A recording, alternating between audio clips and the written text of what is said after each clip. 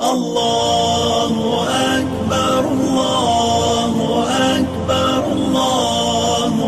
أكبر لا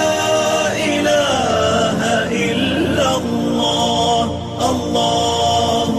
أكبر الله أكبر ولله الحمد الله أكبر الله أكبر الله أكبر لا إله إلا الله الله أكبر الله أكبر ولله الحمد. إن الحمد لله نحمده ونستعينه ونستغفره ونتوب إليه ونعوذ بالله من شرور أنفسنا ومن سيئات أعمالنا من يهده الله فلا مضل له ومن يضلل فلا هادي له وأشهد أن لا إله إلا الله وحده لا شريك له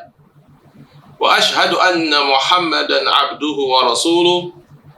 صلى الله عليه وعلى آله وصحبه أجمعين.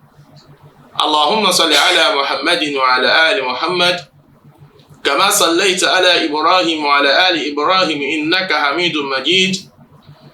اللهم بارك على محمد وعلى آل محمد كما باركت على إبراهيم وعلى آل إبراهيم إنك حميد مجيد. وبعد. السلام عليكم ورحمة الله وبركاته. lẹ́yìn ìgbà tí a dá ọpẹ́ fún Ọlọ́run ọba tí ọpẹ́ tó yẹ, ọba tí ọpẹ́ tí ó tọ́ sí, ọba olóore ọ̀fẹ́ lórí àwọn ẹrú, ọba onídẹ̀ra léyìí tó pọ̀ lórí àwọn ẹrú. Ṣóun náà lọ́ba lánàá, ṣóun náà lọ́ba lónìí, ṣóun náà lọ́ba lọ́la, ọba tí ìkankan ò ní ṣe ní yàmá àyàfi pé kóun fi nǹkan fi ṣe èèyàn yàmá títóbi Ọlọ́run ọba náà. Lẹ́yìn ìgbà tí a dápẹ́ fún Ọlọ́run ọba yìí, àwa tọrọ ìkẹ́ ìgẹ̀ tó pọ̀ léyìí tó sí fún Ànábì Muhammad akẹ́yìndé gbẹ̀gbọ́n abiyamọ gbọ̀já gbọ̀rọ̀gbọ̀rọ̀. Ìkẹ́ Ọlọ́run, ìgẹ̀ Ọlọ́run, orí ajẹ́njẹ́ tán rẹ̀ kó mọ bá Ànábì Muhammad sallallahu alayhi wa sallam ní ìlú Madina, àwọn ìyàwó, àwọn aráalé àti gbogbo àwọn tí wọ́n bá lò gbà àti gbogbo àwọn àyíbá yìí náà tá a jẹ́ mùsùlùmí tá a fẹ́ fi ìṣẹ̀mí ayé wa fi jọta Ànábì Muhammad. Ìkẹ́ta ń tán yọ Ọlọ́run yóò mọ bá àwa náà ọlá àti tóbi Ọlọ́run ọba ọlá gbígbọ́ngbọ́n rẹ̀. A fi dédé àsìkò yìí a fi kí ohun tá a mọ̀ ní àmúṣẹ́rìf lérí ètò Sunna TV. Ọba mi aláàánú tó ń dúró tì wọ́n láti fi máa to iṣẹ́ yìí, kọ́lọ́n bá dúró tì wọ́n kalẹ̀ o, kí wọ́n padà bá níbi tí ó bẹ́ lérè. Àwọn tí wọ́n ń ṣe ohun tá a mọ̀ ní olúgbọ̀ wáàsí lọ́kan ọ̀jọ̀kan, abẹ Ọlọ́run asáde Ọlọ́run fún wọn. Èyí tó ti da nínú ọ̀rọ̀ wọn Ọlọ́run yóò dá kalẹ̀ o, èyí tó wá kù díẹ̀ tí wọ́n sunkún ẹ̀ fún Ọlọ́run, abẹ Ọlọ́run kọ́lọ́run bá ń gbogbo ẹ̀ kó bá mú kó wá sọ́dí òkè pẹ̀tẹ́lẹ̀ fún wọn. Ẹ̀yin ọmọ ìyá mi ọ̀wọ́n jùlọ ní ìlànà Ọlọ́run, ní ìlànà Ànábì Muhammad sallallahu alayhi wa sallam. Kí la sì mú wá fún wa wà ní oúnjẹ ẹ̀mí lónìí? Òun náà ni ohun tá a mọ̀ ní ar-ru'ya adab wa dawabit. A fẹ́ bá a sọ̀rọ̀ nípa ohun tá a mọ̀ ní àlá, ọ̀rọ̀ àlá. Kí ni àwọn ẹ̀kọ́ tó wá so mọ́ àti àwọn nǹkan tá a lè fi mú mọ́lẹ̀ pé èyí báyìí o, àwọn àlá dáadáa níbẹ̀ náà ni àlá burúkú ni. Ẹ̀yọ́ máa yá mi ọ̀wọ́n jùlọ nílànà Islam. Kò sí ohun tá a máa ní ohun tí Islam tí yóò padà mẹ́nu bà. Ìsọ̀tà aṣọ ìyá máa yẹ ẹlòmíì lẹ́nu pé ṣé Islam tó sọ̀rọ̀ nípa àlá ni? Bẹ́ẹ̀ ni, Islam sọ̀rọ̀ nípa àlá. Kódà àwọn àfá tó jẹ́ àwọn àfá ti Islam dẹ̀mọ́ tọ́lọ́run fi ti Islam mọ́lẹ̀, tí ó fi wọ́n ti ti Islam lẹ́yìn, wọ́n ní àkọlé kan tó pọ̀ nípa ọ̀rọ̀ Islam, ọ̀rọ̀ àládé. Nítorí pé ní ohun tèmi ní pẹ̀lú yín tá a mọ̀ ní pé àlá yìí, òun ló mú ẹlòmíì ṣorí, àlá yìí ló mú ẹlòmíì ló mú ẹlòmíì ṣorí, bẹ́ẹ̀ náà ni àlá yìí ló mú ẹlòmíì ló fi délé burúkú. Ọlọ́run ní jẹ́ á mọ̀. Àwọn àfáà wa padà ṣàlàyé fún wa lérí ohun tí Muhammad gbé kalẹ̀ sallallahu alayhi wa sallam nípa ọ̀rọ̀ àlá. Àwọn afọ̀sí wẹ́wẹ́ kó lè fi yá wa mùsùlùmí ká bá lè má fi padà ṣẹ̀ṣẹ̀ nínú ojú òkùnkùn. Bẹ́ẹ̀ náà ni ká sì padà mọ ẹ̀sìn wa lẹ́yìn ìran léyìí tó pọ̀ lọ́dọ̀ Ọlọ́run tó pọ̀ lọ́dọ̀ Ànábì Muhammad sallallahu alaihi wasallam. ẹ̀yọ́ mọ̀ yáyọ̀ wọ́n jùlọ ní Islam kátó wọnú tamà nínú ihun táwọn olùmọ̀ sọ ẹ jẹ́ ká wò ó jẹ̀mọ́ kí ni ìhà tí ihun tamà láwa mùsùlùmí kí la kọ sí àwa mùsùlùmí ti sí àwa káàrọ̀ jìrì ìhàwọ́ la kọ sí àlá á padà rí pé àlá nígbà tá a bá la ní ọ̀dọ̀ tàwa wọ́n sọ pé nígbà tó bá jílẹ̀ kan tó nígbà ìlà burúkú ni kó lọ sọ sínú ìgbó tẹ gbá kéèyàn sọ sínú kéèyàn lọ dànù sí àkìtà kàbí bẹ́ẹ̀ kọ́ kéèyàn sá mọ́ àlá náà kéèyàn lọ sọ fáwọn tí wọ́n mọ àlá ò ló wá yẹ ká sọ fún un táwọn náà tó mọ àlá ò ló yẹ kí a má sọ léyìí tí Islam tí ó kọ́ ìmì pọ̀lú yìí agbọ́dọ̀ mọ̀ ọ́n la fi ń sọ fún wa pé kò sí ohun tí Islam ọba mi aláàánú kò sí ohun táwọn ní ohun tí yóò fi ẹnu bá àjàmá tí yóò ṣe àlàyé fún wa nígbà tó rán Ànábì Muhammad sallallahu alaihi wasallam tó ránṣẹ́ sí èmi pọ̀lú yìí. àfáà sọ fún mi pẹ̀lú yín pé ar-ru'ya wal-hulm huwa ma yara'u an-na'im fi nawmihi min al-ashya. àmọ̀gán ní ohun táwọn ní ru'ya àti mọ́ ohun táwọn ní hulm. méjì ar-ru'ya wal-hulm méjì tá à ń pè ní ru'ya àti ohun táwọn ní hulm ìkankan tí ohun táwọn ní ẹni tí bá ń sùn máa ń rí ní ojú oorun nígbà tí bá ń sùn léṣiríṣi nǹkan tí yóò mọ̀ bá pàdé. لكن غلبت الرؤيا على ما يراه من الخير وشيء الحسن وغلب الحلم على ما يراه من شر والقبيح. àfáàfin mi pẹ̀lú pé tá bá wo ohun tá a mà ní àrúbíyà ọ̀hún náà ní nǹkan kan tó yẹ pé èèyàn bá rí àrùn pé nǹkan dáadáa la rí lójú oorun nǹkan dáadáa nǹkan tó rẹwà la rí lójú oorun tínú wa ó dùn wá ayé nígbà tá a bá jí. ihun tá a mà ní hulumu òun jẹ́ nǹkan tó lóun tọ̀ òun ó rí níka burú ní èyí tí èèyàn lè fetí fi gbọ́ nígbà tí èèyàn bá sọ fún yàn kàbí ní nǹkan tí èèyàn bá rí ní ojú wọn tí yóò ba ẹni ní inú ń jẹ́. àwọn méjèèjì náà àti rúyà àti hólùmù ojú òun náà la máa rí àwọn méjèèjì. waja'at an-nusus as-sunnah bi bayani anwa'i ru'ya. كما قال في النبي صلى الله عليه وسلم الرؤيا ثلاثة. النبي محمد صلى الله عليه وسلم kò yẹ kó bò tó gbé ọ̀rọ̀ kalẹ̀ fún wa láti fi ṣàlàyé ohun tá a mọ̀ ní àlá fún wa kó lè fi mọ ibi tó fẹ́ tó àlá yẹn sí ibi tó fẹ́ gbé àlá rẹ̀ sí. Ànábì ní ohun tá a mọ̀ ní àlá ó mọ̀ pé sí ọ̀nà mẹ́ta ní ohun téèyàn máa rí lójú oorun gbogbo ohun tó lè rí lójú oorun kò lè ju mẹ́ta lọ. Muhammad ṣe àlàyé ẹ̀ fún ẹ. Faru'ya salihah bushra min Allah. Ànábì ní àlá pín sọ́nà mẹ́ta. Àlá tó wá jẹ́ àlá dáadáa tó rí lójú oorun ìyá ọmọ ìyá mi ọ̀wọ́n jùlọ nínú Islam. Ànábì ní àlá dáadáa tó bá rí lójú oorun Ànábì ní ìró ìdùnnú ni látọ̀dọ̀ Ọlọ́run. Allahu Akbar. Ìró ìdùnnú Ọlọ́run fẹ́ fún ẹ látọ̀dọ̀ Ọlọ́run. Ọba mi fẹ́ dùn ẹnu. Ó súnmọ́ kó yẹ pé onítọ̀hún ti ṣiṣẹ́ olóore kan Ọlọ́run fẹ́ dùn lóhùn. Ní pé wo ohun tá a mọ̀ ní oore báyìí tí èmi ọba tí mo dẹ́ tí mo fẹ́ ṣe fún ẹ wá rí polú ẹ ó lálà dáadáa kódà ẹlòmíì ó rìn ẹ̀yìn fi wáyé ní pé Allahu Akbar Allahu Akbar sábẹ̀dí pé ohun tá a mọ̀ ní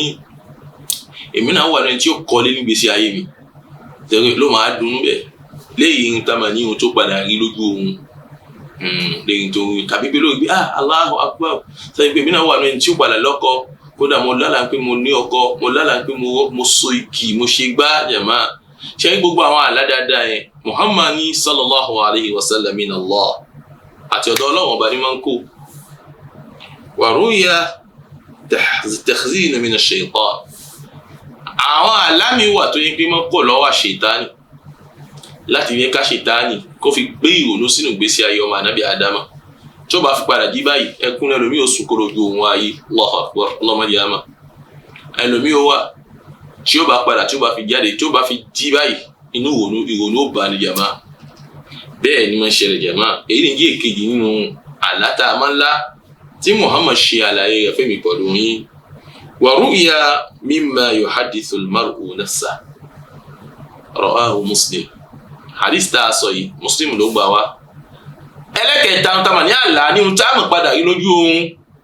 ẹ̀yin ọmọ ìyá mi ọ̀wọ́n jùlọ nílànà Ọlọ́run òun ní pé kéèyàn lálà ní nǹkan tí ń ta mà ní ẹ̀mí ìyẹn tí ń rò tẹ́lẹ̀ kó lọ tó sùn ló wà lálàá rẹ̀. ẹni tó ń lálàá ń pé ṣó omi ni ò sì sí ibà yìí nísìnyí ṣó òun sì fẹ́ wẹ̀ òun ìfomi fi ṣeré tí kìíní yẹn ó pé ìrònú ba lójú ayé kó tó lọ dín kó lọ dùbúlẹ̀ níbi àṣọ omi sì wẹ̀ sì ń wù mí ṣó ìbá sì rí omi ní ìsìn ṣó ìbá sì wẹ̀ ṣó omi ṣó tó ń tẹ̀lé omi èyí ló gbọ́ lọ́kàn tó fi sùn. nígbà tó bá padà tó bá wá sùn àwọn arìn pé lóòlù lálà ń pé òun wẹ̀ nínú omi nínú odò.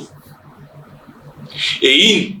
a ń pé nǹkan tí ẹ̀mí ẹ̀ ti ń sọ kó tó sùn lójú oorun yẹn kó tó padà lójú oorun yẹn mọ́ òun náà ló padà rí ní ìhun tá a mọ̀ ní ojú oorun.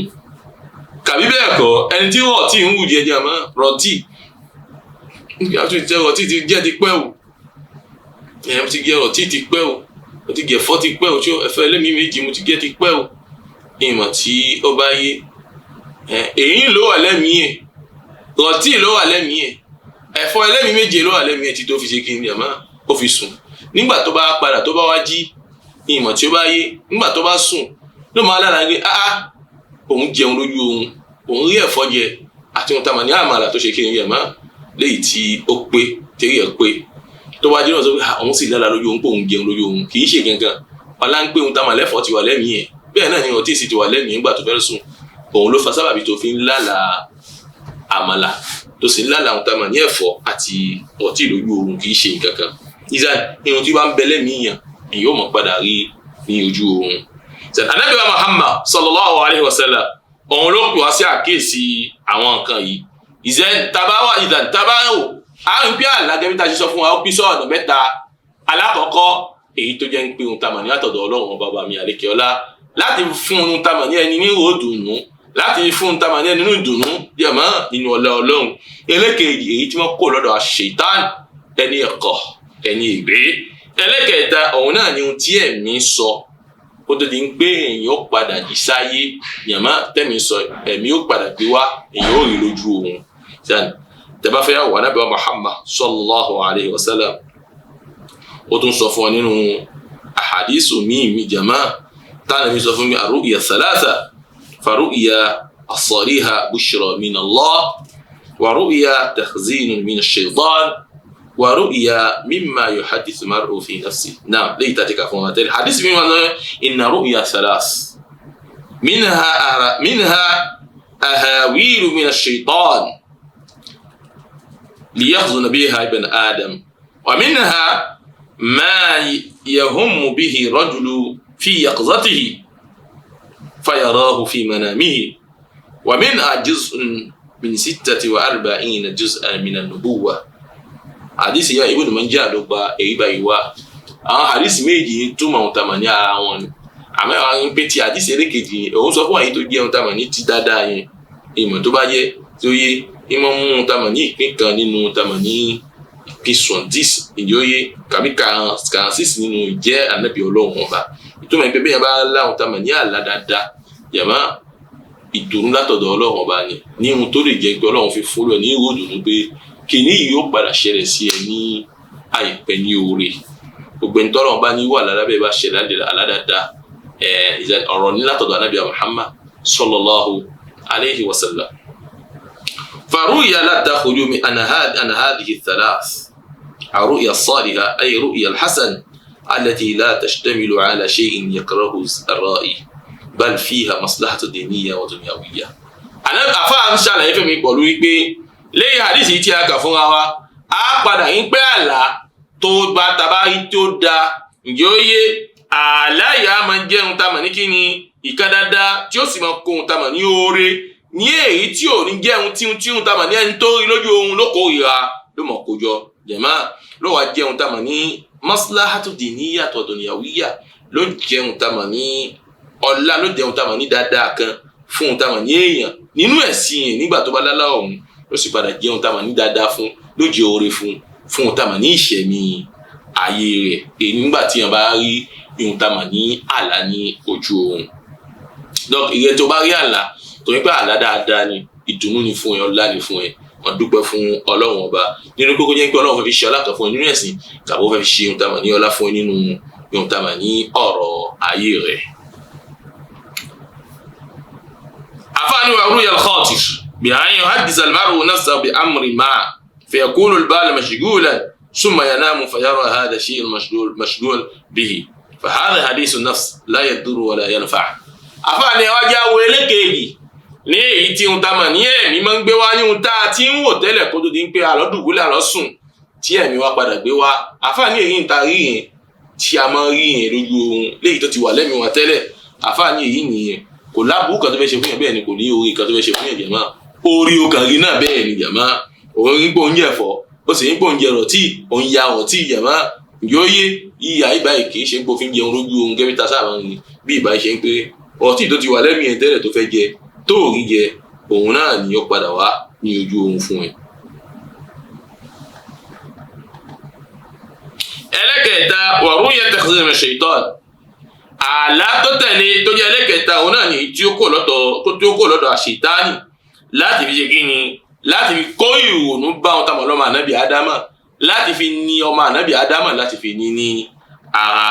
ìjọyè èyí nìyí tí a bá rí tí ó bá rí bẹ́ẹ̀. wala yakadu al-insanu yanfaqu an manamati yara'a fi nawmihi wa qad shar'a al-islam adaban tata'allaq bi-ru'ya. àfáà sọ fún mi pẹ̀lú yín pé ẹ̀dá ò ní yẹ̀ tí ó ń gbé lóòmọ̀ lálà lójú ohun nítorí pé ohun tí Ọlọ́run bá ti fi dáyé ní jàmá tó ṣe sí ọmọ ànábì ádámà ní jàmá tí ó mọ̀ rí. àmọ́ tí a bá fẹ́ wo Islam ẹ̀sìn ọlá ẹ̀sìn ọlà ọ̀sìn ìkẹ́ ẹ̀sìn oríire jàmá ó gbé àwọn ẹ̀kọ́ kalẹ̀ tó rọ kiri ká ohun tá a mọ̀ ní àlá tí a mọ̀ rí sawa kana salihan aw ru'ya su'. àlá ìtaari lójú ohun ó jẹ́ àlá dáadáa ní o tàbí ó jẹ́ àlá burúkú tá a ṣe ìtaání tó lọ mú wá fún wa lójú ohun. Islam gbé àwọn ẹ̀kọ́ kalẹ̀ tí èmi pọ̀lú yín tá a lò lẹ́yìn ìgbà tá a bá rí àlá yìí báyìí. kò sí gbogbo sáyé káàkiri kan kì í sí gbogbo mọ kí gbàgbà mí kan nígbà yé ẹgbà mí o òyìn lágbáyé rí ohun o mo ṣe gbádá yóò má dára ẹ̀ láàmú ìyá ọmọ ìyá mi ọ̀wọ́n jù nílànà Ọlọ́run nílànà Ànábì wa Muhammad sallallahu alaihi wasallam. Islam gbé ẹ̀kọ́ kalẹ̀ fún ẹ wá kẹ́ nínú àwọn ẹ̀kọ́ yìí ìyá ọmọ ìyá mi kò mọ kẹ́tì kò mọ bá wa lọ jàmá. àfáàní wa min ahami adabi ru'ya salihah nínú àwọn tó jẹ́ kókó nínú àwọn ẹ̀kọ́ nípa ohun tá a mọ̀ ní àlá dáadáa nígbà tí èèyàn bá rí èyí tó jẹ́ kókó nínú ẹ̀ nígbà tí èèyàn bá rí àlá dáadáa orí ń gbé yín sí gbé masha Allah tabarakallah mo rí pé mo kọ́ ilé duplex jàmá mo kọ́ ìtajì lójú ohun ọ̀wá wà nú ẹ̀ àti ìyàwó àtàwọn ọmọ tẹ̀ ń jàre náà ó padà ń gbé bẹ́ẹ̀ kọ́ ní pé ohun tá a mọ̀ ní ọdún yìí o ìyàwó ẹ̀ tí ò bímọ ìyàwó ẹ̀ bímọ kàbí bẹ́ẹ̀ kọ́ ó padà ń gbò tí ìníyàwó tẹ́lẹ̀ ó padà ń gbò òfẹ́yàwó ó sì so igi ní ojú ohun jàmá nínú àwọn nǹkan dáadáa bẹ́ẹ̀ tá a bá rí alákọ̀ọ́kọ́ nǹkan tá a gbọ́dọ̀ mọ̀ pé an ya'lama annaha min Allah ta'ala falyahmadillah 'alayha. àfáàní tó bá rí àlá bẹ́ẹ̀ tó jẹ́ àlá dáadáa lójú ohun ó gbọ́dọ̀ mọ̀ pé èyí báyìí àtọ̀dọ̀ Ọlọ́run ọba lóko Allahu akbar àṣetánù kọ àtọ̀dọ̀ Ọlọ́run ọba lóko ó sì gbọ́dọ̀ wá dúpẹ́ fún Ọlọ́run ọba lórí ohun tá a mọ̀ ní àlá ìtọ́lá ó dúpẹ́ fún Ọlọ́run ọba ní Ọlọ́run èmi náà mo fẹ́ ọmọ gbéjó Allahu akbar èmi náà mo fẹ́ ọmọ gbéjó ẹ̀dá ọmọ dúpẹ́ fún Ọlọ́run ọba lórí orí rẹ̀. Ànábì wa Muhammad ń sọ fún mi pẹ̀lú yín pé iza ra'a ahadukum ru'ya yuhibbuha nígbà tí mi pẹ̀lú yín tá a bá sùn tá a bá rí àlá tá a fẹ́ nígbà àlá tá a fẹ́ràn ni tó dùn mọ́ wa fa innaha min Allah fa innama hiya min Allah. Ànábì wa Muhammad ní pé àlá yìí o àtọ̀dọ̀ Ọlọ́run ọba ní falyahmadillah 'alayha. Ànábì ní kò dúpẹ́ fún Ọlọ́run ọba lórí rẹ̀ wa liyuhaddith biha wá sọ àmọ́ tó bá fẹ́ sọ ó lójú àwẹ̀ tí ó ṣe gíní tó sọ fún jàmá. Hadisi Bukhari ni ó padà gbá wá wa fi riwaya nínú riwaya mi Ànábì wa Muhammad sallallahu alaihi wasallam sọ fún mi pẹ̀lú wípé ar-ru'ya as-salihah min Allah ní pé òun tá mà ní ru'ya as-salihah àlá ẹ̀wò èyí tí ó da àti ọ̀dọ̀ Ọlọ́run ọba mi ta'ala náà ní kó. ẹlẹ́kẹ̀ẹ́jì ohun tá mà láwọn ẹ̀kọ́ tó ṣe kókó tá a gbọ́dọ̀ mú fún ohun tá mà ní àlá tó jẹ́ àlá dáadáa an yafraha wa yastabshir biha kí ẹ̀dá kó dunnú nígbà tó bá rí àlá yìí masha Allah Allahu akbar sáyé ibi náà fẹ́ ọmọ gbéjú masha Allah kí inú ẹ̀ kó dùn kó má bà ní ohun tá mà ní inú jẹ́ kí kí ọkàn sì balẹ̀ jàmá kí gbàyà rẹ̀ kó ṣí jàmá wala yaqusuha ila ala man yuhibbu. àfààní ìgbọ́rọ̀ wa sọ fún èèyàn kan àyàfi fún ẹni tí èèyàn bá ṣe kí ni téèyàn bá fẹ́ràn irú ìyàwó ní sílápẹ̀jú rẹ̀ alhamdulillah èyí tó jẹ́ ìyàwó alhamdulillah ìyàwó lórí nítorí oríṣiríṣi ìyàwó ní máa ń wà o lè ní ìyàwó mi tó jẹun tamọ̀ ní ọ̀tá fún ẹ ọlọ́run mọ́ ṣe bẹ̀ fún wa kàbí ohun tamọ̀ ní bàbá kàbí ohun tamọ̀ ní ìyá torí pé alhamdulillah kódà ó lè wà nínú ọ̀rẹ́ gan torí pé mashallah ọ̀rẹ́ dáadáa tí pààyàn ọlọ́run bá ń bẹ fún ó sì sọ fún pé mashallah ìjọ mọ́ pé mo lálàá báyìí pé mo rí ọmọ gbẹjọ ó sì mọ́ pé mo lálàá báyìí pé alhamdulillah mo lọ sí maka ọdún yìí kàbí pé mo lálàá báyìí pé mo kọ́ ilé àyímáyé náà ni mo kọ́ náà ìyẹn mọ́ sọ fún ẹni téèyàn bá fẹ́ràn wala yatlubu ta'wilaha illa min dhi ra'yin wa lubbin hikma. àfàwọn ni tó bá padà nígbà bá rí àláyé ó tún wọn tó yẹ pé àláyé darí aládùnnú ni àmọ́ àmọ́ bí tá a lè túbà àmọ́ bí tá a lè túbà báwo la lè túbà báwo la lè ṣàlàyé ẹ̀gbà àbámọ̀ àfàwọn ni a lọ bá ohun tá a mọ̀ ní àwọn tó yẹ ní àwọn olóye èèyàn àwọn olóye tí làákàyè wà fún tí òye wà fún tí ó sì ní ìmọ̀ ó ní ìmọ̀ ẹ̀sìn ń bẹ lára rẹ̀ àwọn ilé ẹ̀ lálọ́ bá gbé dákun ó lálàá báyìí kí ni ìtumọ̀ ẹ̀ làwọn ọmọ sọ gba alátorí ìró ìdùnnú ni pàtàkì jùlọ tó bá yẹ pé ìmọ̀ ṣàríà máa ń bẹ lára onítọ̀hún ní pé alátorí aláìdùnnú ni ìtumọ̀ ẹ̀ ní pé tó bá ṣe báyìí ó ṣe báyìí ìtumọ̀ ẹ̀ pé tó bá ṣe báyìí oore báyìí ń bọ̀ wá fún ẹ̀ Allahu Akbar ìmọ̀ tí ó bá yé wọ́n lọ gbé fún ẹ̀ pọ́tẹ́kì ìwọ̀n tí wọ́n ṣọ̀pọ̀ nù wọn nígbà tó bá lára báyà bàbá onífá ló fẹ́ pè subhanallah bàbá onífá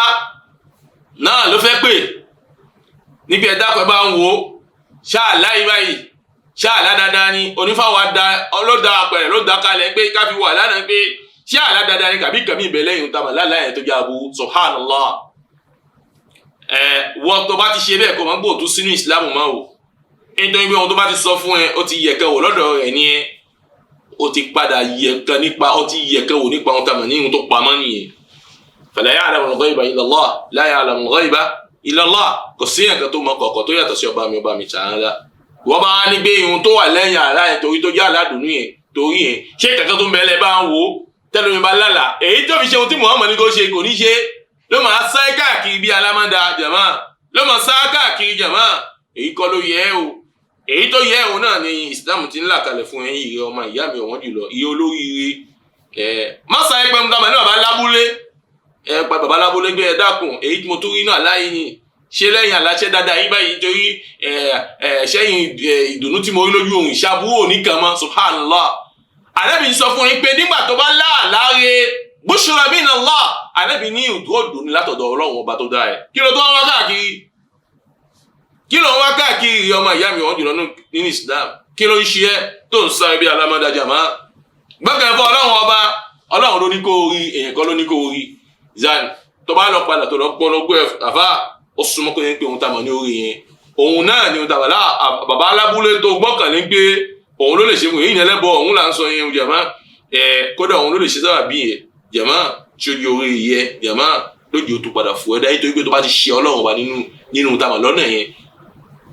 aburú ṣe ọlọ́run ọba yẹn lè jẹ́ sábà bí kí ó rí torí lójú ohun yẹn wọ́n padà jẹ́ tiẹ̀ má. ìyàrá Ànábì Muhammad sallallahu alayhi wa sallam ó ní fa in ra'a ru'ya hasana Ànábì nígbà tí ẹ bá rí ohun tánu mà ní àlá dáadáa falyubashir Ànábì Muhammad ó ní ká ṣe kí ni ká kú fún tánu mà ní ìdùnnú ká sì má padà wala yukhbiru illa man yuhib má sì wá padà fún èèyàn kan ní ìrò nípa àyàfẹ́ni tí Obama tó fẹ́ràn Ànábì ní tó bá fẹ́ràn in ra'a ru'ya hasana falyubashir Ànábì ní wala yukhbiru illa man yuhibbu má fún èèyàn kan ní ìrò nípa àlàyé báyìí àyàfẹ́ni tí Obama wala tuhaddis biha illa labiban aw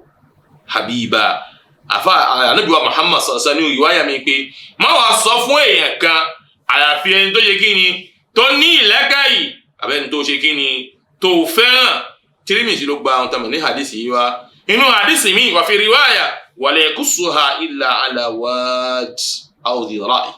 arábìnrin sọ pé tó bá fẹ́ padà sọ fún yẹn kan mọ́ sọ fún yẹn kan àyàfẹ́ ní tí o nífẹ̀ẹ́ ìfẹ́ wà láàrin yín tàbí ẹni tó ní ohun tá a mọ̀ ní ìlàkàyè kìí ṣe ìlàkàyè bọ̀ǹbí ojú àmọ́ ìlàkàyè tó jẹ́ tọ́lọ́hùn tó jẹ́ tànábì wa Muhammad sallallahu alaihi wasallam ǹjọ́ yé wala taqussu ru'ya illa ala alimin aw nasirin inú ìwáyà mi ànábì wa Muhammad sallallahu alaihi wasallam tó bá láàlà la taqussu ru'ya má sọ fún yẹn kan illa ala alim àyàfẹ́ tó bá ní ìmọ̀lára ìmọ̀ ó jàmá a ní máa gbẹ́gi a sì ní máa tàyẹ́ nítorí ìmọ̀ náà náà jàmá ìmọ̀ ó jàmá ìmọ̀ ẹ̀sìn òun ni wà tó ẹ ló fi ẹ́ fi mọ̀ náà pé báyìí ni ká ṣe báyìí ni kò ṣe dàlá báyìí orí báyìí ní padà bọ̀ wá fún ẹ.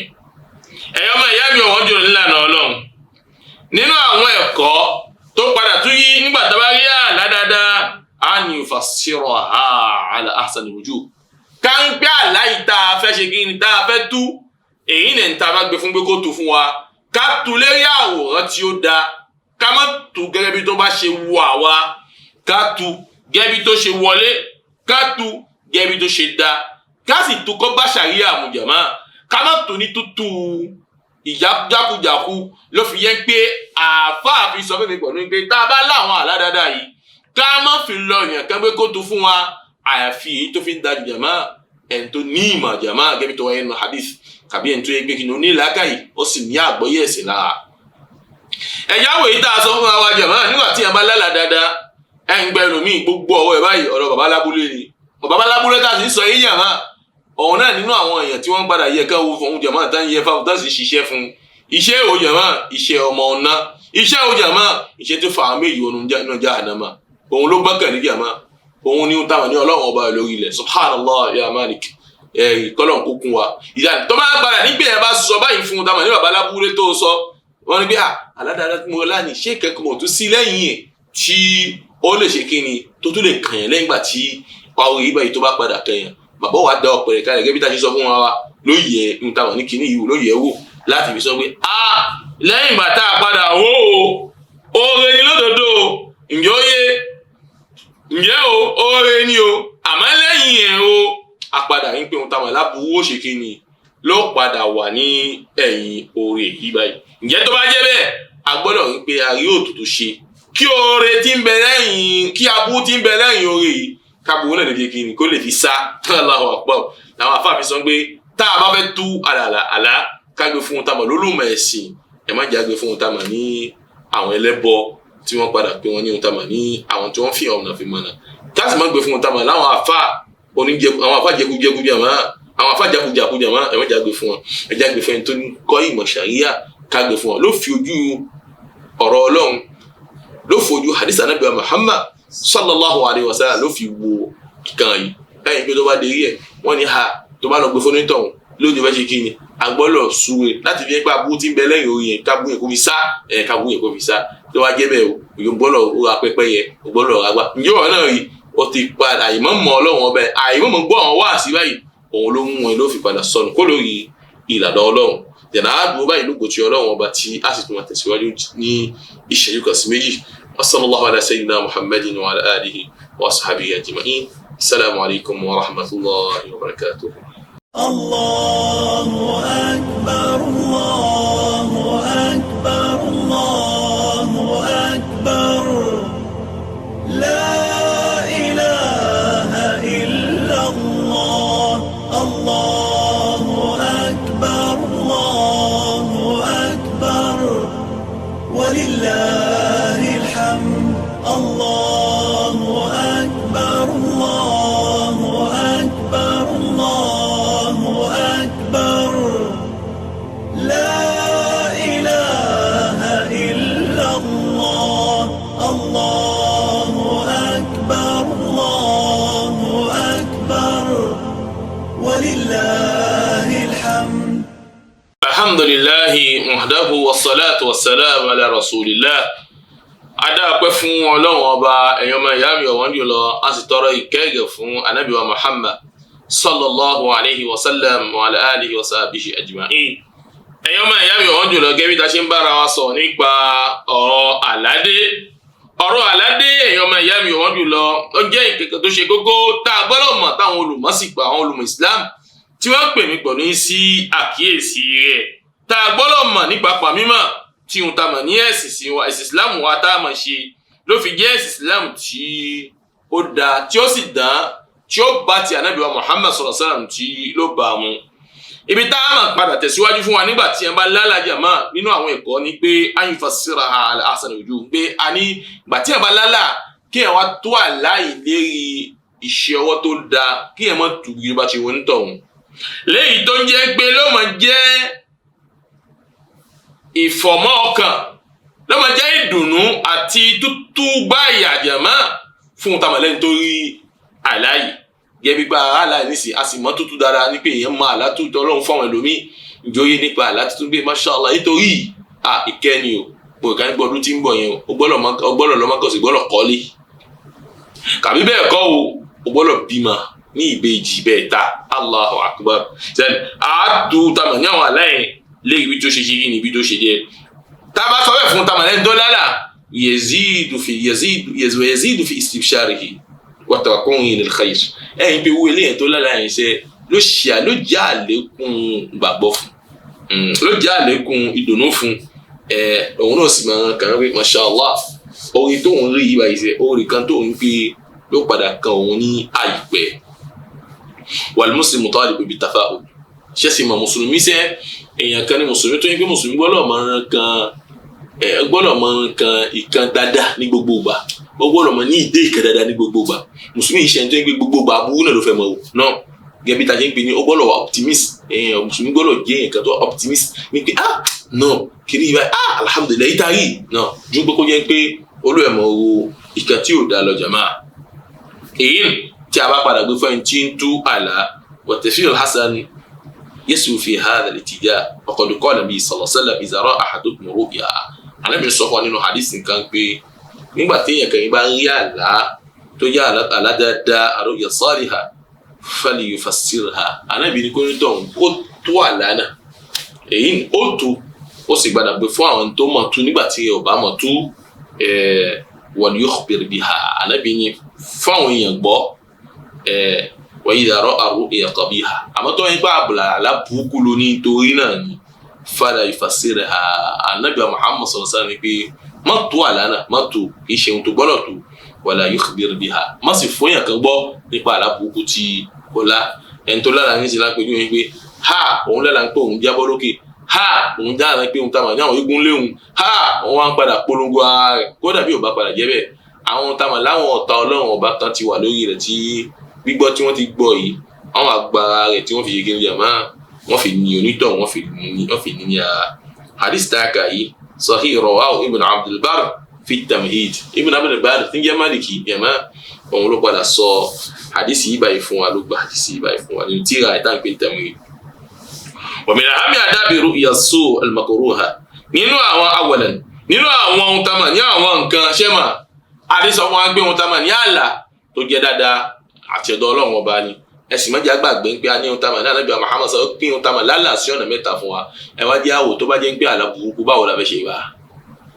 tó bá yẹ pé àlà burúkú lonítọ̀hún ńlá yàmá tó yẹ pé àlà tó kórìíra ni kí ló bó tọ̀hún gbọ́dọ̀ ṣe al-isti'adatu min Allah al-isti'adatu billah alákọ̀ọ́kan gbọ́dọ̀ wáṣọ látọ̀dọ̀ Ọlọ́run kì í ṣe pé kò máa sọkún kò máa fún pé ẹ gbà mí o èyí tí mo tó rí lónìí o ó burú o yìí kankan yóò yé wọ́n sáré lóbi kẹrin ọmọ ìyá mi wọ́n jọ ní Islam ìrẹ́gbọ́n tí Islam ní kò ṣe ó rí pé ayọ̀ ló padà kángun ògbésí ayé ẹ̀ ìwọ gbọ́n tí Muhammad ní kò ṣe ó rí pé ohun táwọn ní orí ẹni ó padà fi pọ̀ jù jàmá kọ́nà kókó mi pọ̀ rí tó wáyé pé ohun táwọn ní àlá burúkú anábìrin tó bá lá àlá burúkú ní àárín nígbà àlá yìí tó lá àlá burúkú ni tí ò wọlé àǹfààní kó lọ wá ìṣọ́ látọ̀dọ̀ Ọlọ́run ọba nítorí aburú tí ó rí wal-isti'adatu minash shaitan bẹ́ẹ̀ ni kó sì wá ìṣọ́ látọ̀dọ̀ Ọlọ́run ọba nípa ṣètánì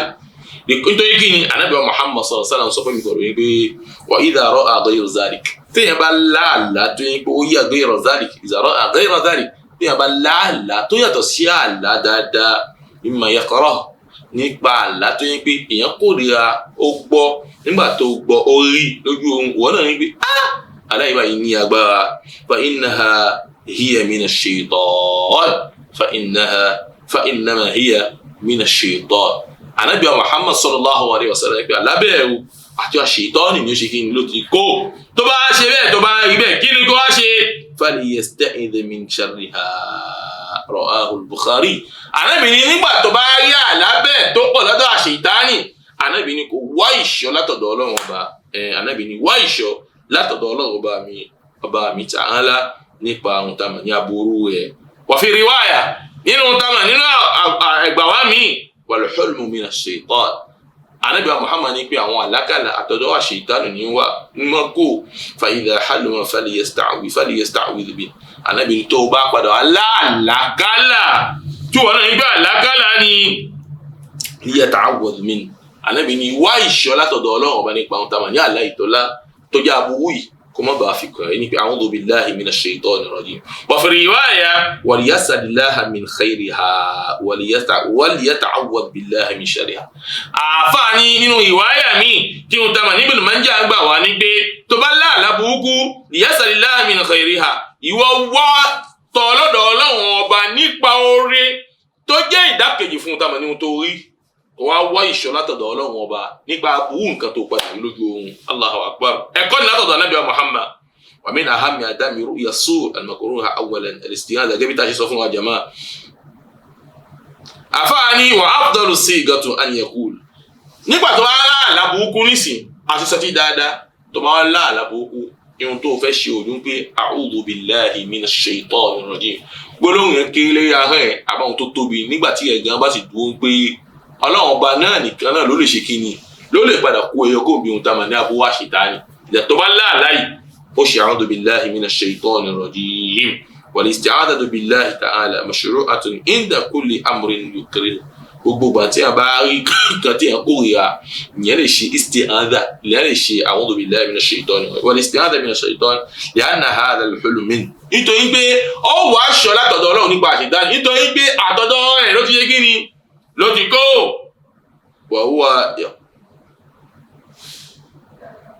wọ́wọ́ yahilu bihi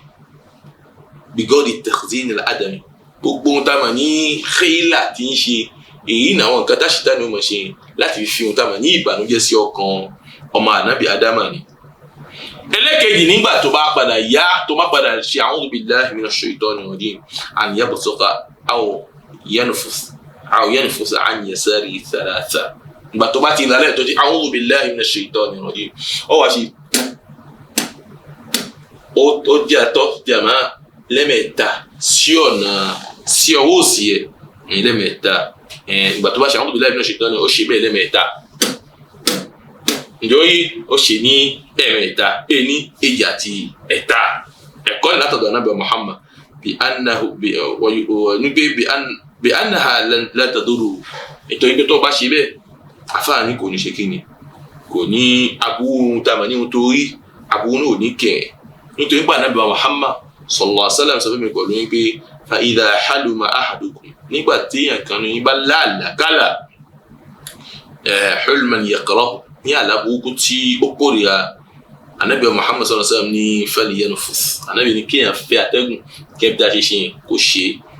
ọ̀fi nínú láfùsù mi falyabsuq an yasari thalatha waliyata'awwaz billahi min sharriha fa innaha la tadurru. Nínú ìgbàwá mi pé Ànábì Muhammad ní kéèyàn tó bí tọ́jà máa ń pùn lẹ́mẹ̀ẹ́ta ìhun tó fẹ́ jáde lẹ́nu ẹ̀ tẹ́lẹ̀. Ìwáyà mi ní pé kéèyàn tó ń tamà ní náfàsì yẹn jàmá òun ni ká já atẹ́gùn kí ìtọ́jú ẹ̀ kó wà nínú rẹ̀ ìjọ yé lọ́dọ̀ àwọn àfa. Àmọ́ nígbà tó bá ìwáyà mi ní pé falyabsuq kéèyàn ṣe kí ni kò tutọ́ àmọ́ ìtọ́ tó fẹ́ tu yẹn iye kó àlọ́ mú ìtọ́ kọ́ lọ́ tó sí ẹ̀gbẹ́ kọ́ lọ́ tó sí eré ẹni tí ó wà ní ẹ̀gbẹ́ ẹ̀kọ́ ìyá ọmọ ìyá mi ò wọ́n jù ní ìlànà Islam ìsàn tó bá tó ó tó ń pùn ǹjẹ́ ó yé ló fi ṣe nígbà tó bá ti ṣe a'udhu billahi minash shaitanir rajim. Ìwáyà yìí Muslim ló gba ìwáyà yìí já jàmá nítorí kí ni wọ́n fi ní ká tutọ́ sí ẹ̀gbẹ́ jàmá li'anna jihatal yasar mahallul aqdar nítorí pé ohun tá a mọ̀ ní ká tutọ́ sí ẹ̀gbẹ́ yẹn ayé ẹ̀gbin èyí ni ìwà ṣe nígbà tó bá tutọ́ náà sẹ́ lọ́rùn ṣe kí ni ló tó wá jẹun tá a mọ̀ níbi iṣẹ́ mi nìyẹn fi ń ṣe kí ni lèèyàn padà iṣẹ́ mi nìyẹn tó ń sà kì í ṣe kó fi ń ṣaṣẹ́ o èyí ìlànà Ànábì Muhammad sallallahu alaihi wasallam. nínú àwọn ẹ̀kọ́ tá a gbọ́dọ̀ mọ̀ ní pé litakid aw takuna mitran àfààní ohun tá a mọ̀ ní iṣẹ́ àkíní tó fẹ́ tu yẹn kó jẹ́ mẹ́ta náà ni kó jẹ́ wítìrì kó jẹ́ ẹ̀pẹ́ yòòyì fàyẹ́jì wà lẹ́nu muslim àni àtẹ́kìdá yakinan anna al-hulma la yadurru mùsùlùmí sì gbọ́dọ̀ á gbà nínú ọkàn pé ihun tóun ṣe tóun tẹ̀lé Ànábì Muhammad sallallahu alaihi wasallam tó ní kó ṣe yẹn ìkankan tó ń pa àárẹ̀ yẹn ò ní padà ṣe kí ni tàbí ihun tóun rí lójú ohun yẹn àbúrò ò ní kan òun kò tẹ̀ ní kan òun kò ní ẹ̀mí bẹ́ẹ̀ mọ́tò ṣe bẹ́ẹ̀ kó tó mọ sáyé káàkiri mọ́ wa huwa amrun murtabitun bil i'tiqadi sahih. àfààní ohun tí Muhammad sọ fún wa yẹn nípa pé kò ṣe ní kò tutọ́ yìí kò ṣe a'udhu billahi nígbà tó bá rí àlákàlà kò ṣe a'udhu billahi minash shaitani rajim kò wá tutọ́ yìí yàmá ó sopọ̀ mọ́ ohun tàmọ̀ ní ìgbàgbọ́ tó lágbára tó ń gbẹ lára mùsùlùmí. nígbà tí mùsùlùmí bá ṣe wọ àwọn kan yìí ó gbọ́dọ̀ mọ̀ pé fíìlàn lódodo kò sí ń gbé ohun tàmọ̀ ní nǹkan tó ń rí tó gbọ́dọ̀ ṣe kí ni ó gbọ́dọ̀ kan òun mọ́ èèyàn ọmọ ìyá mi wọ́n jùlọ nílànà tí Ọlọ́run ọba. nínú àwọn nǹkan tí ó tún yẹ jàmá tàbí ọlọ́run mọ̀ ní pé àtàhàwùl ànjún alladhi yanamu alayhi alàlìjánibù alladhi yanamu alayhi nígbà tí yẹn bá lálàá bẹ́ẹ̀ Islam ní eré ìhà tí yẹn ń dùbúlẹ̀ sí yẹn kí yẹn yí ìhà náà kó yí padà lèkọ́lù náà sallallahu alaihi wasallam wali yatahawwal an janbihi alladhi kana alayhi rawahu Muslim. anábìrin kò bá lálàá náà sẹ́ tó wáyé pé òun tá a mà ní eré ọ̀tún ló wà tẹ́lẹ̀ òyì ṣe yóò sì olùwà gbé ẹsẹ̀ síbi tí òun tá a mà ní orí wà èyí ní ẹ̀kọ́ nígbà tí yẹn bá lá àwọn aláburúkú yìí. ẹlẹ́kẹ̀rin jàmá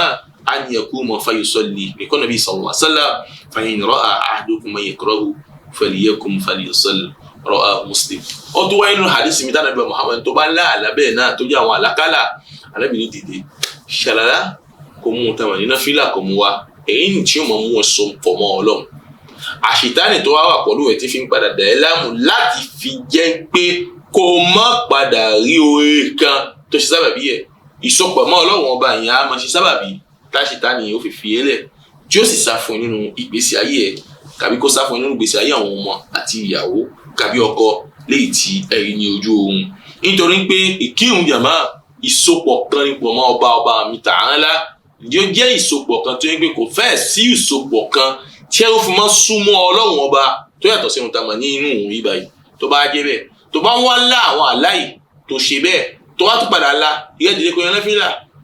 yanáfílà ó súnmọ́ Ọlọ́run ọba ó rí pé ohun tá a mọ̀ lálàá burúkú yìí lógo tí Ọlọ́run kò ní kẹ́yìn ó sì ní rí tíyàwó lórí ara ìyàwó ló bá rí sí ò ní rí lára ìyàwó bẹ́ẹ̀ ni tó bá jẹ́ pé ara ọmọ ni ò ní rí ní ara ọmọ kan bẹ́ẹ̀ ló jàmá. ẹlẹ́kẹ̀ẹ́rin nínú àwọn ẹ̀kọ́ yìí ní pé alẹ́ ẹ̀kú sọ̀rọ̀ ahad àfáàní tó bá padà rí àfáàní tó mọ̀ àwọn Ànábì Muhammad sallallahu alaihi wasallam tó bá padà rí ohun tá a mọ̀ ní àlá burúkú yìí àfáàní má dán òkú sọ fún ohun tá a mọ̀ ní èèyàn kan má sọ fún èèyàn kan èyí tí wọ́n sọ pé èyí tí orí ilé wo ló múná o ẹ bá wá ohun tá a mọ̀ ló tutù ṣe é ṣe òtútù ó ló fẹ́ ṣe ìyá ọmọ ìyá mi ọ̀wọ́n jùlọ káàrọ̀ yìí òtútù jágbàjàgbà àwọn jàmá òtútù ó ní olú ó padà ṣe ló fi di eléyìí burúkú wájú Ọlọ́run jàmá òun lànà ní Ànábì Muhammad sallallahu alaihi wasallam ìlànà ló gbé kalẹ̀ fẹ́mi pẹ̀lú yìí jàmá ẹja fi jákujàkulẹ̀ jàmá káàdì mọ́ ọgbà Ọlọ́run káàdì mọ́ ọgbà Ànábì Muhammad sallallahu alaihi wasallam lọ jẹ́ ìkọ́niyàn fẹ́mi pẹ̀lú yìí kóbi gbogbo ìṣòro ayé àti tàdí kìyàmá jàmá tàbá ṣe tọba ẹlòmí tó bá lálà burúkú báyìí lẹ́ẹ̀kan ló fẹ́ sáré ló fẹ́ pe abúlé gẹ́bí tá a ṣe sọ fún wa níbẹ̀ wá sí abúlé ló fẹ́ pè ó fẹ́ pe àfáà ẹni jàmá lẹ́yìn tí hàn tó fún ipe èyí tí mo tó rí ni o oúnjẹ ti dé fún òun náà jàmá oúnjẹ ti dé fún ẹni tó òun náà mọ̀ sọ alátẹ̀rí àwọn aláàgbà ní jàmá lẹ́yìn tó yẹ pé tá a bá rí bẹ́ẹ̀ gbọ́dọ̀ fojú kékeré fi wò ó jàmá tó yẹ pé èyí tí ìbá ṣe rí ní tí ìbá ṣe ohun tá a mọ̀ ní oníjàlábí ní jàmá Ọlọ́run ṣàánú wa ẹ mọ̀ gbọ́ pé Kùránì tá gbọ́dọ̀ sọ kalẹ̀ ṣe Kùránì kékeré ìjẹ́ ti yọ fún jàmá bá a bá sì sọ Kùránì kalẹ̀ tọ́mọ ẹran tí ń wà fún àjẹtẹ́lẹ̀ jàmá agbọ́dọ̀ dẹ̀jẹ́ ẹ̀ kalẹ̀ ǹjọ́ yé kábi tì í lọ kábi tí aburú yìí lọ ọ̀làǹgbè rẹ̀ náà ò ti nígbàgbọ́ pọ̀ Ọlọ́run ọba ìgbàgbọ́ ò sì dúró lórí ọ̀rọ̀ Ànábì Muhammad lẹ́yìn tá à ń ṣàlàyé fún wọn jàmá wọ́n náà máa sáré káàkiri Ọlọ́run kó yà wá yà wọn tá a mà ní àyìnlágbọ́yé ẹ̀sìn ojú jàmá Ọlọ́run yà wá yà o. àwọn ni Muhammad sọ fún wọn yìí àwọn ànábì Muhammad sallallahu alaihi wasallam ní pé tó bá láàlákàlà má dán kó sọ fún èèyàn kan la taqsu ala ahad má sọ fún tama ní èèyàn kan wa la yatlubu tafsiraha má dán kó sọ kan tó àlànà kan tó fún ẹ ẹ̀kọ́ ìlànà ànábì Muhammad sallallahu alaihi wasallam. ànábì ní nínú àdìsí kan nípa aláburúkú fa innaha mina shaitan ànábì ní aláyìí nínú wa ọ̀dọ̀ àṣetánì ni falyasta'idh min sharriha ànábì tó bá rí bẹ́ẹ̀ wá ìṣọ́ látọ̀dọ̀ Ọlọ́run wà nípa àbúwá ṣetánì wala yazkuruha li ahad má sì sọ fún yàn kan fa innaha la tadurru tó bá sọ fún yàn kan abúkùn ní kẹ́ nítorí pé ohun tí wọ́n ṣe wá ní pé tó bá ti sọ fẹ́ lómi báyìí lẹ́kẹ̀ẹ́ ló bá tójú bọ́ lẹ́kẹ̀ẹ́ àhán àtẹ̀tí wọ́n ẹ ti pẹ́ pàpà tẹ́lẹ̀ ọlá pé ìwọ náà èèyàn kan ní ẹ́ tẹ́ pé nà kí èèyàn ní ẹ́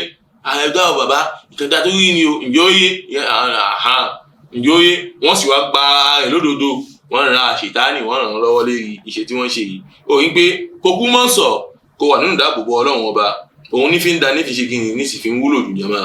ومن الآداب المهمة التي تتعلق برؤيا أولا ألا يتعجل المرء في تعويله Islam kọ́ fún mi kọ̀ lóyún pé àwọn ẹ̀kọ́ tí ń bẹ fún ọ̀la ìgbà yìí pé tábà láàlásẹ ká má tètè sa ilẹ̀ kan nípa afẹ́lọ́wà tó mọ̀ ẹ̀hẹ́ o ǹjọ́ yé ìkọ́nà bí sàn رؤيا على رجل طائر ما لم يعبر فإذا عبرت وقعت ìyẹn náà kí n hadith ضعيف hadith kan táwọn afá tí wọ́n lẹ̀ náà nínú àwọn ẹ̀kọ́ tá gbọ́dọ̀ mú jàmá alla yakdhab fi ru'ya nínú ẹ̀kọ́ tó tún bẹ fún tamalala ń pé mùsùlùmí ò gbọ́dọ̀ lálà kò gbọ́dọ̀ má lálà kó lóhun lálà àlá tó bá wá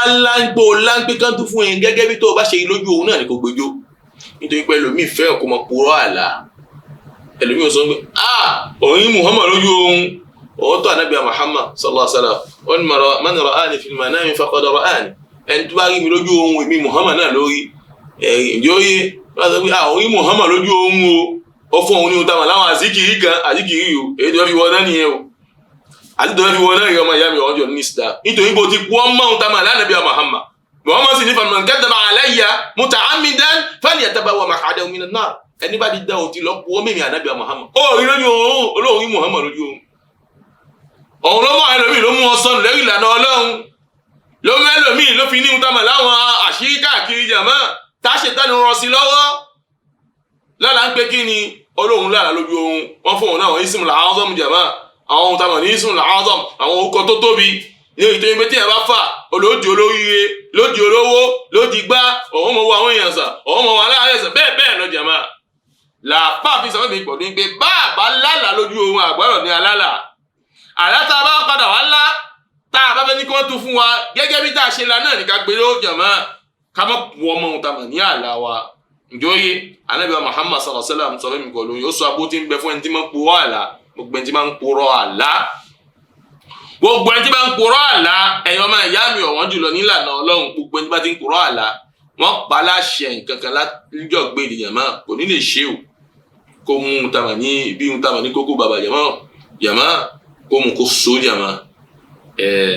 ló wà padà dé pé kò ní lágbára ẹ̀ láti ṣe kí ni láti ṣe wọ́n pa láṣẹ ohun tí ò ní lè ṣe lálẹ́ kìyàmá bó bá ti lè ṣe ìyà ẹlẹ́tẹ̀lérò náà ni yóò mọ̀ ṣe kí ni yóò mọ̀ jẹ́ ti onítọ̀hún nínú àwọn ẹ̀kọ́ tó tún bẹ ń gbé ayúbi ahadan yataghallabu shaytan bihi fi manamihi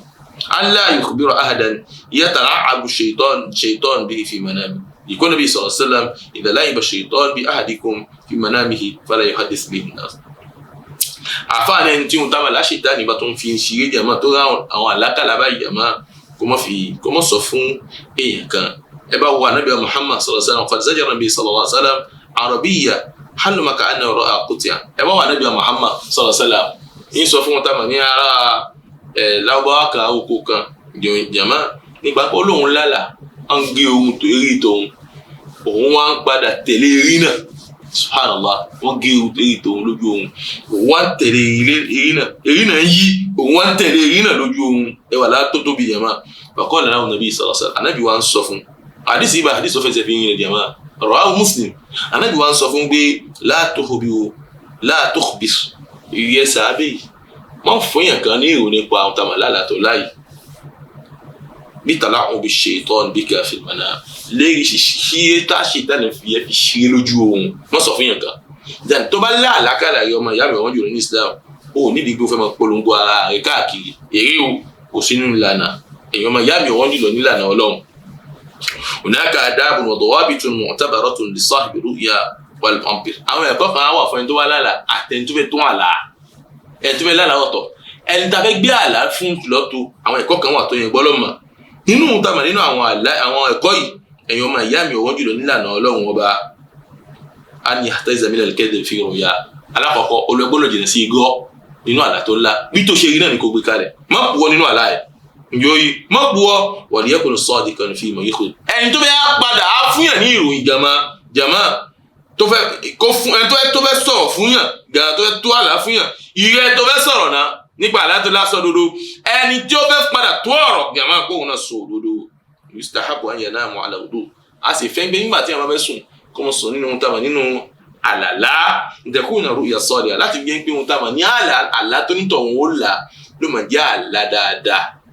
Islam ló pẹ̀lú pọ̀lú yíyan ní ìwé mùsùlùmí ò lè fẹ́ sùn ní kókàn sùn jágbàjàgbà ẹlòmíì bá ti wó sí bí bá fẹ́ dùbúlẹ̀ ló fẹ́ sùn náà là ẹ̀sìn yóò wà nínú ẹ̀kọ́ fún wa nígbà tá a bá ti ṣe àlá láfi sùn tá a bá dìde filọ̀ fún sáré tàbí àlọ́ bí àbùkátà yẹ̀mọ́ tá a bá fẹ́ dùbúlẹ̀ yẹ̀mọ́ ká tó padà ṣàlàlá gbogbo àwọn nǹkan yìí ló mọ̀ jẹ́ àmọ́ wà nínú ìdáàbòbò Ọlọ́run ọba ọwọ́ àbúwò ní padà kàn wá tàbá padà ní bí ají lójú ohun tàbá ṣàlàlá yìí tó bá tó rọ̀ wá lọ́rùn ká tó mú náfìlà wá méjì wá Allahu Akbar táà ń pinnu sunnatul wudu èyí ni súnà tí ń bẹ lórí lẹ́yìn àlàlá tẹ́lẹ̀ gbọ́ Muhammad sallallahu alaihi wasallam tí ó fi yé mi pọ̀ lóyún nípa bí ń pé òun gbọ́ ohun tá a mọ̀ ní ẹsẹ̀ Bilal nínú àlìjánnà Ànábì wa ń béèrè lọ́dọ̀ Bilal iṣẹ́ wo ló ń ṣe báyìí tí mò ń gbọ́ ohun ẹsẹ̀ níwájú mi nínú àlìjánnà Allahu Akbar Bilal wa fi ń yé Ànábì Muhammad sallallahu alaihi wasallam pé òun tóun bá ṣe àlàlá òun mọ ìyẹn náfìlà òun tó ṣe kí n yàmá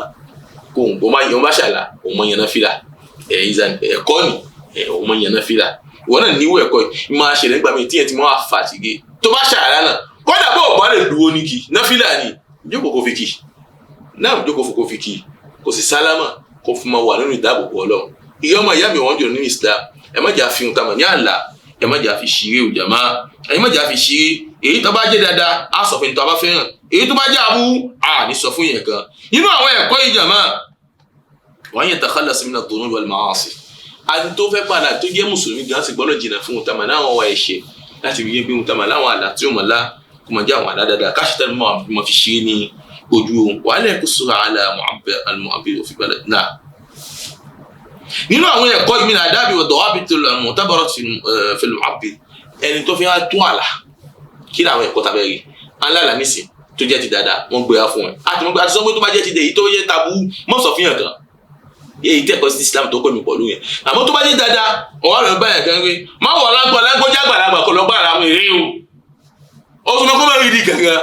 ìmọ̀ tí ó bá yé àmẹ́ni tó bá ń bí masha Allah èèyàn kan ní ẹ̀sìn bẹ lára rẹ̀ kì í ṣe amúgbó kì í ṣe amú sìgá wọn kírun dédé ẹ̀sìn bẹ lára rẹ̀ ó bá gbé àbá fún àfáà yẹn ti fẹ́ tún àláyẹ̀ kí ayẹ̀kú nà áàdìmán hadikan bi ilmi ta'wil èèyàn kan tó jẹ́ olùmọ̀ ó sì mọ̀ nípa àyínípadà àwọn àlá yóò àwọn eléyìí ní ká lọ bá wa idha qassat alayhi ruya tá bá ṣe àlàyé àlá láti wọ́n tá bá ṣe àlàyé àlá tí wọ́n tá bá ṣe àlàyé ẹ̀ fún an yaqula khayran kó ń tọ̀ wọ́n sọ pé masha Allah orílẹ̀ yìí bá yìí jẹ́ o aw yaqulu khayran talaqa tàbí tó ní o fẹ́ pàdé orí láìpẹ́ náà o fẹ́ pàdé orí láìpẹ́ wàṣàrò tàtàwàkà ìdáni àbú fẹ́ jìnà sí ẹlẹ́ni mẹ́ta yìí masha Allah ìdáni ìwọ àwọn gbólóhùn tó gbọ́dọ̀ máa jáde ní wà á ń yahfazul asrar ihun tó bá sọ fún ẹ èyí ni ìrẹ tó fẹ́ tó àlá a ní kó ṣe kí ni a ní kó gbóhun táwọn ní àṣírí onítọ̀hún kò gbó mọ́lẹ̀ má jẹ́ èèyàn kan tó ń gbé ohun tó bá sọ fún ẹ pé wọ́n tẹ̀rí ihun táwọn ní kí ni ó tẹ̀ á gbé àlá fún mi àwọn ẹlòmíì wà bẹ́ẹ̀ jẹ̀mọ́ ẹnu wọn jẹ̀mọ́ fúru adìyẹ ní gẹ́bí tí ihun táwọn ní Yorùbá máa sọ jẹ̀mọ́ náà nígbà wípé ó tẹ̀ gbàdá wá fún mi yóò mọ̀ pé ó gbàdá ń gbó bímọ èrè o àṣírí ló gbé wá fún ẹ bó mọ́lẹ̀ wọ́n tó ohun tá a mọ̀ ní àṣírí ẹ̀ jáde èyí nìyí tó fẹ́ tún àlá fàlẹ́ yàtọ̀ fẹ́ yẹ kúrò fúlàní rà akẹ́dà yeye lágbájá ó wá orí ìran báyìí ó ṣe báyìí jẹ̀mọ́ kò sínú ẹ̀kọ́ fún ẹni tá a bá mú pé lè fẹ́ ṣe kí ni ó fẹ́ tó ohun tá a mọ̀ ní àlá fún wa ẹ̀yọ́ máa yá mi ọ̀wọ́n jù nílànà Ọlọ́run tó bá àfáàní tó wá ní pé lápèjúwe pé ó gbé ọ̀rọ̀ wá fún ẹ ó wá ní pé ó mọ̀ nípa ìtumọ̀ rẹ̀ má sọ pé o fẹ́ tu pọ̀ lágbára nítorí pé Ọlọ́run fún ẹ nímọ̀ rẹ̀ mọ́tò kó fẹ́ tu pọ̀ lágbára gbé lọ fún un kó tún pọ̀ òun náà gbé bẹ́ẹ̀ kó lọ gbé fún un tamọ̀ láwọn tó mọ̀ nípa ohun tamọ̀ náà là láti fi tó ohun tamọ̀ ní àlá ìfúnjàmá ìwọ máa sọ pé o mọ̀ nípa àlá tó o sì mọ̀ nípa àlá ẹ̀rọ mi wà bẹ́ẹ̀ tó bá fẹ́ tu àti sọ fún wa kó jẹ́ olùmọ̀ ó pàtàkì jùlọ olùmọ̀ ṣàríyà àwọn ohun tamọ̀ láwọn tí àjákujàku kan wà jẹ́mọ́ àwọn tí àjágbàjàgbà kan wà èèyàn ọmọ ìyá mi ti ń bẹ lọ́dọ̀ apá kan nínú àwọn àwọ̀fọ́ oníyàrá àbíjàmá táwọn ń lò báyìí jàmá fi mọ́ sọ pé àwọn fi ń tó mọ ohun tamọ̀ ní àlá fáwọn èèyàn tí àwọn ohun tamọ̀ ní àwọn tíra kan táwọn padà dúró lérí àwọn dọ̀wábìtù tó jẹ́ dọ̀wábìtù súnà tànàbí wa Muhammad wọn dúró lérí àwọn kọ̀ndíṣíọ̀ tí súnà nàbí wa Muhammad ẹ máa gbọ́n pé àánú tíra yìí báyìí tí àwọn àgbàlagbà ní òun náà fi mọ́ tó tíra àgbàlagbà kàbí tíra tànàbí wa Muhammad sallallahu alaihi wasallam tíra tí àgbàlagbà kàbí tànàbí wa Muhammad nítorí pé ànàbí wa Muhammad sallallahu alaihi wasallam fi hayati tọ́lá nínú ìṣẹ̀mí ànàbí wa Muhammad sallallahu alaihi wasallam ànàbí túmọ̀ àlá fáwọn èèyàn náà a sì padà rí nínú àwọn salafun salih àwọn ẹni iye tí wọn náà padà ṣe kí ni tí wọ́n tún tamọ̀ ní àlá fáwọn èèyàn àwọn bẹ́ẹ̀ lọ èyí tàbá mọ̀ ká sọ èyí tí a bá padà mọ̀ ẹ̀já mọ̀ sọ èèyàn ọmọ ìyá mi ọ̀wọ́n jùlọ nílànà Islam kọ́ wá jẹ́ pé òun tamọ̀ ní àlá